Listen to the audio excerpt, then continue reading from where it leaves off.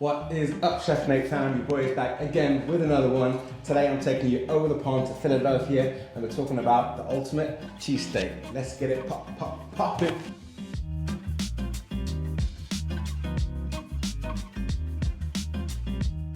Right guys, like I said before, we're talking about the ultimate cheesesteak. So this is a little bit different to a regular cheesesteak. A regular cheesesteak would consist of your steak, your cheese, maybe some onions, different types of cheese, maybe cheese whiz or provolone. That's pretty much it. But that's not good enough for me. We need to take it up a little notch. That's a 100-year-old recipe that needs to be updated as far as I'm concerned. So my ingredients rundown is going to be some steaks. Let's talk about the steaks. I've got some 2 nice ribeyes here. I have slightly frozen them. I put them in the freezer about an hour ago and they've been out for maybe 10 minutes now. The reason for being is I'm gonna keep it classic in a way that I'm gonna trim the steak really, really thin. And the best way to do that is with a nice sharp knife and a slightly frozen steak. And it means that I can make sure that my cut's gonna be nice and thin. Let's talk about bread. Our bread looks like a French loaf, but it's not. It's nice and soft. French sticks are normally quite hard. Don't go and get a French stick, that's gonna rip the top of your mouth apart. Let's make sure that we have a nice, soft white bread. I am gonna use some provolone cheese, but I thought I'd swag it out a little bit and I got some smoked provolone. That's gonna add a nice, obviously, smoky flavor to, it's gonna complement the meat very, very well. I've also got a nice, creamy, mild cheddar to go on top as well. Here guys, I've got some oyster mushrooms. These are crazy little mushrooms that you can find pretty much anywhere, but they're really cool. I'm actually gonna show you how to make some sort of spread to go on the bottom of the bread out of the mushrooms. It's gonna add a wicked earthy flavor to our sandwich. These ingredients over here, I'm gonna show you guys how to make your own mayonnaise today, but we're gonna funk it up a little bit and we're gonna make a jalapeno and gherkin mayo with a little bit of garlic infused oil in there. So I have that nice little hum of garlic all the way through the sandwich. It's gonna be wicked, I'll show you that in a bit. Other than that, all you need is some onions. Keep it classic as well. I'm gonna add the onions in with the steak. So once we get all this going, I'll show you each individual part and we'll get it popping. Let's do it. Right guys, first up, what I'm gonna do, I'm gonna get my mushrooms cooking. I'm not gonna cut them too fine. I'm literally just going to pack through them. I've got my pan heated up nice and hot because they probably contain a bit of moisture in them. So I want to make sure all that moisture evaporates and I don't end up boiling my mushrooms. I'm going to hit it with some of this garlic oil that I've got, not too much. And straight into the pan.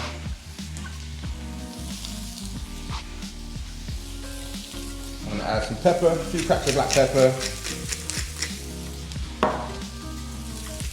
Add my salt, 2 packs of salt, and here I've got some thyme, another beautiful herb, really earthy, just like the mushrooms, so it's going to add great complement to that. I'm not going to do too much, maybe just half a teaspoon of my thyme, and we're going to let these sizzle away till, like I said, there's no moisture left in them, nice colour on them, and then give them a little flick around every now and then I'll be done.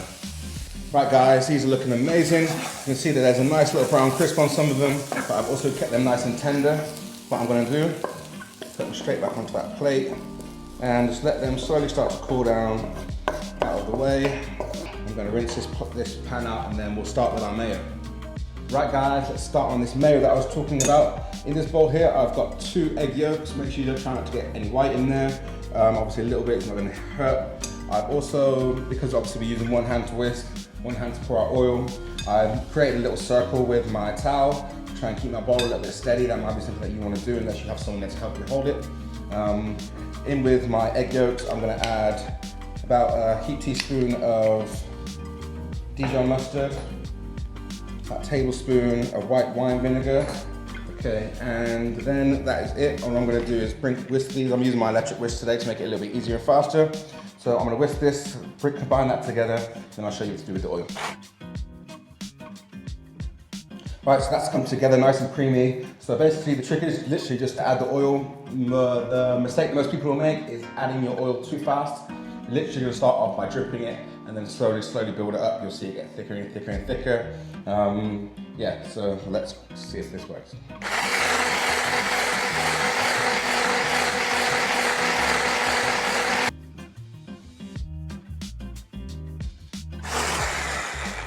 I'm halfway there guys, it's getting nice and creamy, sort of starting to thicken up. So now I can start adding the oil in a little bit faster, and obviously not too fast, don't drown it, but now we can start being a little bit more liberal with the oil. Right guys, that has thickened up nicely. As you can see, I am now going to add my chopped jalapenos. I've used quite a few of those because I love the flavour of jalapeno in a Philly cheesesteak. And I also thought it'd be kind of cool to put some gherkins in there. I'm gonna pepper it nicely. Actually add some nice cracked black pepper. And then definitely gonna need a good crack of salt. Combine that all together. And there we have it guys. Your very own homemade jalapeno and gherkin mayo infused with that garlic oil, so it's going to be nice and garlicky. Salt and pepper to taste. That's perfect. That's going to go wicked. So I'll put this to the side, and then we'll get on with our steak, grilling our bread, and then we're building. Right guys, it's time to slice up our steak. So I'm going to get this ready sliced, and then we'll start cooking. Like I said, it's been in the freezer, so I can cut it nice and thin. I'm just doing it long ways across the steak, cutting across the grain. So I know it's going to be a nice tender bite when it hits the mouth. Try and pick a nice steak that's got a lot of fat marbling in there to add a bunch of extra flavor. And I'm going to keep my steak in strips. I don't want it to be too broken down, too chopped up, so it feels like you're eating minced beef either. I want it to feel like you're eating some nice sliced strips of ribeye. Right guys, we've got all that stuff out of the way. Now it's time for the fun part. Let's start cooking our steak. So I'm gonna go into this pan, just a little bit of vegetable oil, swirl that around my pan, and then I'm actually gonna cook the steak and the onions at the same time. So I'm gonna go in, let's go in with the onions first. I want mine quite oniony, so I'm gonna use all of those. And then straight in all this steak. Now this steak is obviously quite cold because it's half frozen, so it's going to take a while, which is fine. We're not looking for medium rare or anything, we're looking for a well done.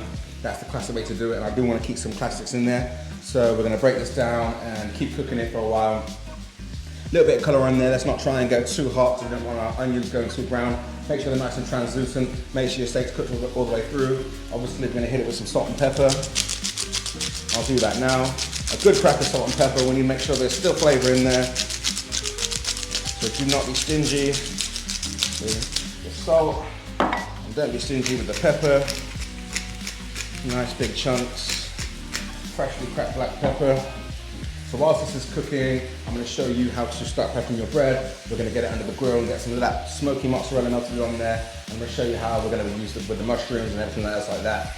So yeah, let's cook this meat, and at the same time let's get working with our bread, because whilst the meat's hot, we want to pull the bread out and build the sandwich at the same time so we can eat it while it's nice and oozy and cheesy, and that steak is still nice and hot. Right guys, so this is cooking away nicely. Obviously I've got my spoon here. I'll keep giving it a little stir every now and then, but it's going to take a good 10 minutes. We want to get it, like I said, those onions all the way cooked through really nicely, and that steak. So let's talk about our bread. Like I said, I've got a nice soft loaf here. What I'm going to do, I'm going to cut straight through it. Careful not to slice through your hands. So let's cut straight through like this. Don't go all the way through. I want to be able to open it up like this. And now I'm going to show you a funky little trick. What we're going to do to make it not so bready and so we can get some more filling in there, I just want to use the tips of my fingers to actually strip out some of the inside of this bread, just like this. Try not to pierce through the whole of the bread. You can use that, save that for breadcrumb, chop that up later and dehydrate it. Right now I'm just going to put it under here for later, because we don't need that. Try and do the same on the bottom as well. So we're going to get rid of some of the innards of that bread, and this is going to allow us to have maximum filling and not have some bready sandwich that's just going to bloat you out before you even get to finish it. Right, next step I'm going to do is grab our amazing fresh mayonnaise aioli that we made. I'm going to go straight on the bread like this and just spread that across. It's going to keep our sandwich nice and moist. I want to do the top and bottom half, making sure that I'm being nice and generous, getting plenty of those gherkins, getting plenty of that jalapeno in there. Next up, what I want to do, remember the oyster mushrooms that we did earlier? They smell amazing, really earthy, tastes great. I'm going to go right where we removed that bread, I'm gonna replace it with these mushrooms. So rather than having, like I said, that thick bread in there, now we've just added a whole different dimension to our sandwich without losing space, without having everything fall out on us. Press those mushrooms in there like that. And then what I wanna do, I'm gonna use the smoked cheese first. I'm gonna go 1, 2, 3 on this side. And then 1, 2, 3 on that side, bang. Okay, that's the bread prepped, ready to go. I've got my grill set to high, medium to sort of high. I'm gonna place that under the grill, keep checking it, don't overdo it, just until the cheese is nicely melted, the edges of the bread is kind of toasted. Give your steak a stir whilst that's happening, and then once it's all done, we'll start building. So right guys, so my bread is in there, cheese is melting. I've got my meat here. I've actually divided it because I'm not gonna be able to use all this meat on that one sandwich, so I've divided it with the meat that I wanna use on this sandwich. And I've sort of put it into the shape of my bread here. What I'm gonna do, I'm gonna take some of these lovely squares of cheddar and put it straight on top of my meat. And then what I'm gonna do, you can either turn your heat off or just take it off the heat, leave it there, and that steam will carry on to melt that cheese nice and slowly. I'm gonna take mine off because this is gonna take a little while to cool down. Obviously, if you were on a gas hob, it'd be a different story. But yeah, so I'm just taking it off the heat. As you can see, it's in the shape of my sandwich, so ready to scoop that up and put it straight onto the bread as soon as it's ready. Keep an eye on your bread now, let that chill out for a second, let that meat relax, and then we're ready to finish off the sandwich. Right guys, so here we have it. I poured my bread out, nicely toasted around the edges, got nice melted, blistered, smoky cheese, and the cheese on top of my steak is nicely melted. So I'm gonna see if I can somehow scoop this steak up and get it onto this sandwich in one go. Let's see if we can make this work. Here we go. Get that straight over, just like that.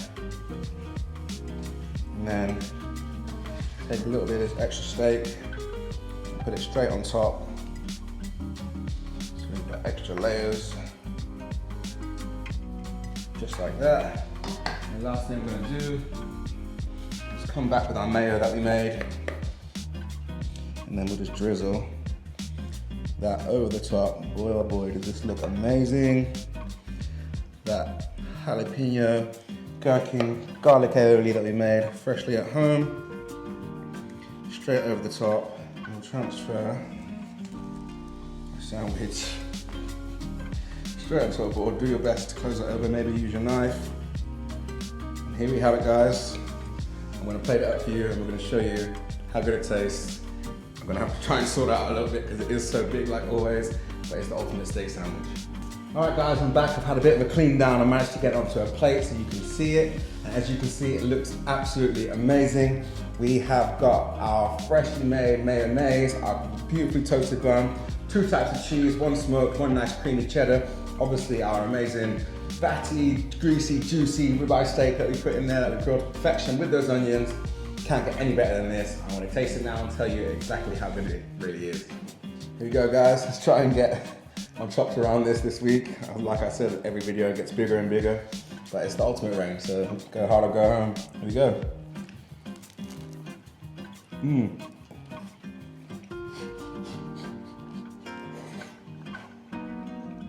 Banging. As you can see, absolutely banging. Thanks again for watching this week, guys. I hope you enjoyed this recipe. Make sure you try this one out. This is actually one of my favorites I've done so far.